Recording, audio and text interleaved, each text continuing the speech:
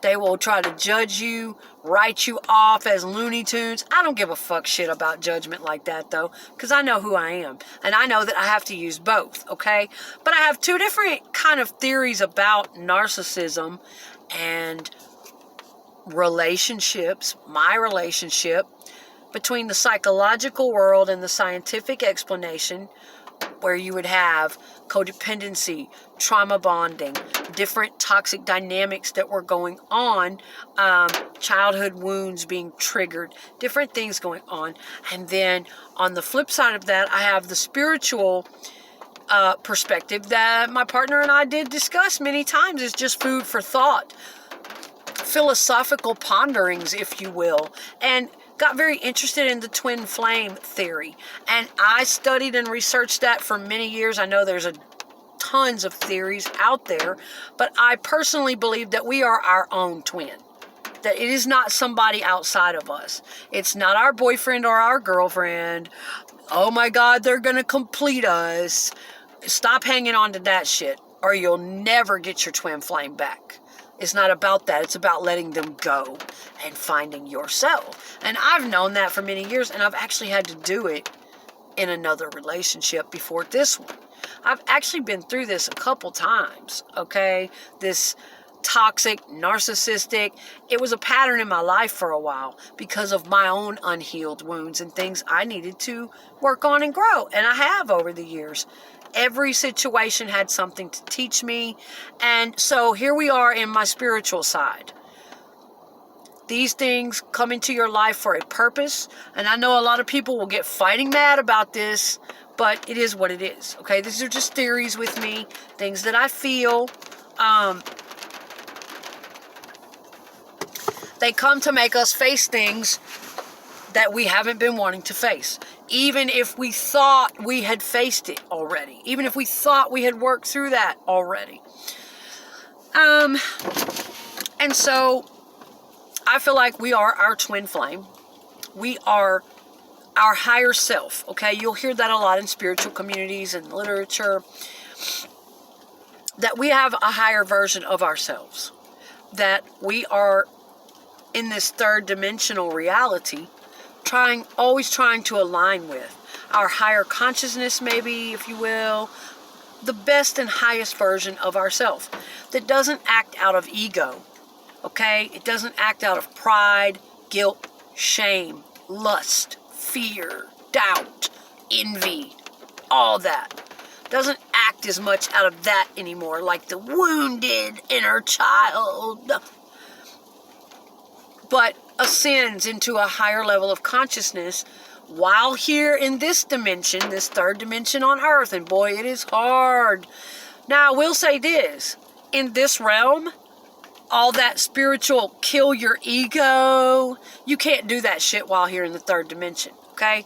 Now, you can set your life up a certain way, and you can do the best you can to be careful who you let in your life and only surround yourself with certain types of people. And you can really get close to, but that's what we try to do. We try to get as close as we can to the fifth dimensional energy, ascension process, and aligning with that highest version of ourself. But while here in the third dimension, it's cruel, it's ugly, it's a bitch, it's evil, and sometimes we need our fucking ego. So I don't necessarily believe in get rid of your ego all the way. We need some fucking ego, okay? Or we couldn't even protect ourselves. We would just be dog shit. We would be trampled, taken for a ride. We wouldn't have any motivation. We wouldn't have any inspiration. We wouldn't get up and do things. We have to have some fucking ego, okay? So we have to balance that shit out. But anyway, that's my version of the twin flame thing, is that I feel like perhaps one or more, we can have several people in a soul group that we are very drawn to. They seem way more significant than the other lovers in our life.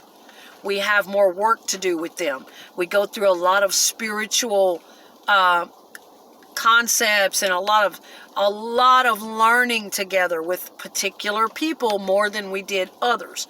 I believe there are people that are soulmates, or we are part of the same oversoul. Now, a lot of these spiritual concepts are still way over my head. I am still studying and learning and growing as far as learning about the dimensions of consciousness. Mind-blowing, and I love it. I'm starting to understand it a lot better.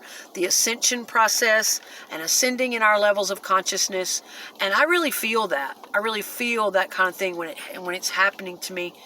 And timeline shifting and all of that kind of thing, jumping timelines and quantum leaps, and it's crazy. I know it sounds crazy, but I felt a lot of this stuff and I've experienced a lot of it.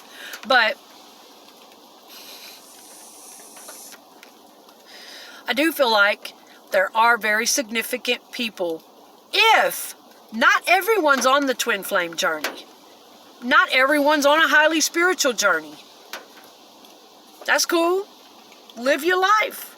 Not everybody gives a shit about this kind of thing. They're just normal, everyday. This doesn't come up. They're just like, cool. We're kindred spirits, or we get along great. They get married. They live happily ever after. They sip lemonade. All is well.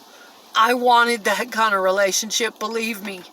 Especially at 40 years old. When I was turning 40 a few years back, that's all I wanted. I didn't want any drama. I didn't want any toxicity.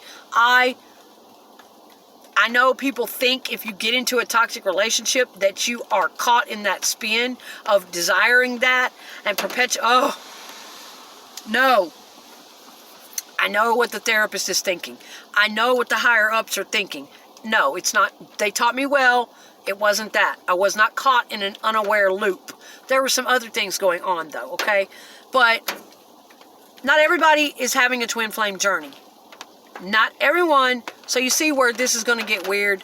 Not everyone has to go through those hardcore spiritual lessons of the twin flame journey. Not everyone is going to have that come into their life and take them on that very challenging, you're going to have that work to do together. Now, in the psychological and scientific community, it will be viewed as a trauma bond. Here we go. Now, here's where we're getting kind of weird, right? I get it. But I am a person who has a mind like that I like to explore all of the theories, all of the perspectives, take all of it in, and filter it and process it through my own being, and then I will come to my own judgment about it. That is how it is. At the end of the day, I respect everyone's work. I have some very wonderful mentors and people that I study under that they have forgotten more than I will ever know, and I respect them greatly. I thank them for their teachings. But at the end of the day, I'm a law unto myself. Whatever knowledge that I get, it will always be processed through my soul, my own spirit guides, my own intuition, and I will come up with my own feeling about it. That's it, period. I'm not big on being a follower or a joiner much, but I do appreciate certain groups and certain, leaders and mentors, and respect their work. But at the end of the day, yes, I've always been that way. I'm a law unto my own knowledge. But you see, I do keep the balance. I credit them. I try to credit all my sources. I try to mention a lot of my mentors in a lot of my videos and give them the credit where credit is due, how much I respect their work or where I get certain theories and concepts from. I will always be that way. I'm not trying to, what I'm saying? I'm authentic about it. But at the end of the day, it's going to be based on what I feel about it. Not necessarily exactly the way they taught it or exactly the way it came out of their mouth. We all do that. We all take what we need from things, process it, and apply it to the best of our ability where it's going to be most useful for us and what we can resonate with it. What resonates most with us, okay? It doesn't necessarily mean we're changing the truth or facts or anything like that. depends on the context of everything. You know what I'm saying? Okay. How much time have I got here? Whoa, I've already gotten 45 minutes. Oh, my video's going to cut off right in the middle. Crap. And I really like this one. I really got some things out that I felt like were important. I always go too long, you guys. So that means when I try to upload this one, it's going to cut off at a certain point, and I'm going to have to upload the other part. And then in order to finish this, I'll have to do a part 2. I'm so sorry when the videos come out like this, guys. But there are days where I just need a random pop on. I used to use Facebook for that. Just for a random, I've got to download right now. I've got to express this, and I would do it on Facebook. But, you know, Facebook's gotten kind of weird lately. I know the algorithm here on YouTube doesn't like it when we do random abstract things that are off